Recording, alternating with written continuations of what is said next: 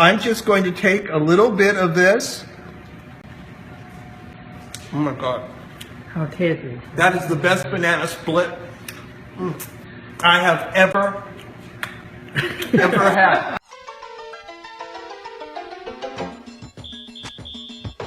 Rutabaga, broccoli, green beans, stir-fry sauce in the kitchen. Baste it, bake it, boil it over deep-fried sauce in the kitchen. Chop it, dice it, boil it in a broth. Sauce in the kitchen. Saute, soufflé, simmering in sauce. Sauce in the kitchen. Rutabaga, broccoli, green beans, stir-fry sauce in the kitchen. The idea is for us to work on plating a dessert. You know, we make desserts here all the time, but we don't plate them for individual usage. We do it more like it's a bakery, what we do here every day. You know, we make a lot of cookies or a lot of banana bread or something. So I saw this video where they actually made a white chocolate hollow ball. It was awesome, and they filled it with the brownie and ice cream, and I thought it would be fun to kind of make a banana split inside the white chocolate ball. So let's see. First, I thought it would be nice to use a little bit of banana cake here, and we're going to put that right in the center. I don't even know if this is going to work or not, but next week you're all going to do something like this. I'm going to actually put the banana that I have bruleed on the side. Is going to go outside of the dome. But the next thing that's going to go in the dome is I made some vegan banana ice cream earlier this morning. And we got that right on top. I think, gosh, we have some whipped cream. Inside or outside? Inside. Like on top? Uh-oh. Okay. I don't know.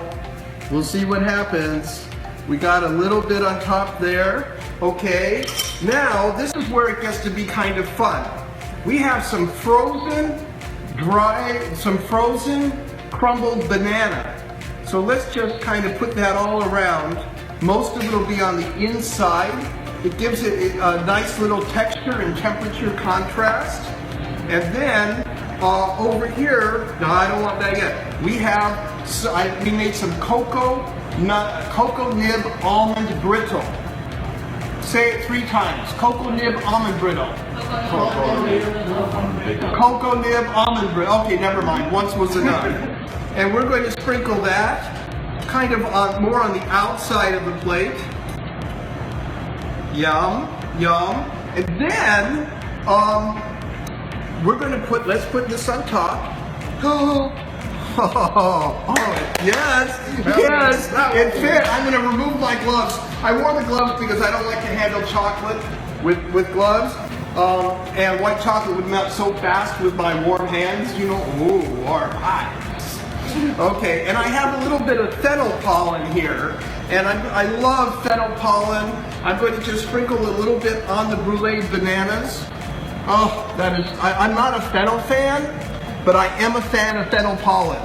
It's like honey and fennel and everything together. And then finally, I think we've got all the ingredients, but let's go for the real part of this that counts. Instead of what I saw in the video with hot chocolate sauce, a hot ganache, we have hot caramel. And let's see what happens when we put this hot caramel over the white chocolate.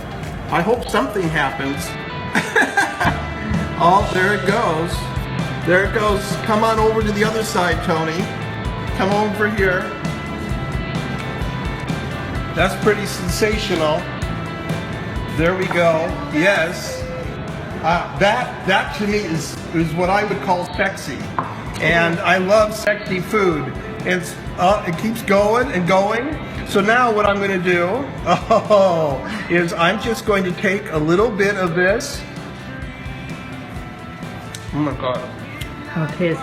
That is the best banana split I have ever had. You're all welcome to try it now. Yes.